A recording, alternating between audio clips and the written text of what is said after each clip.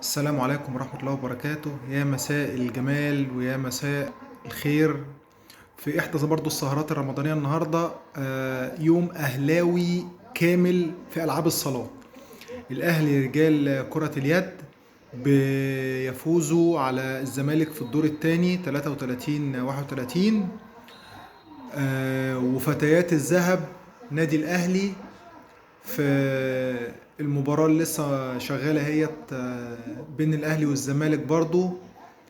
النتيجة دلوقتي 20-11 لفتيات الأهلي. يوم أهلاوي جميل وسهرة رمضانية أهلاوية جميلة في اليد وفي الطايرة.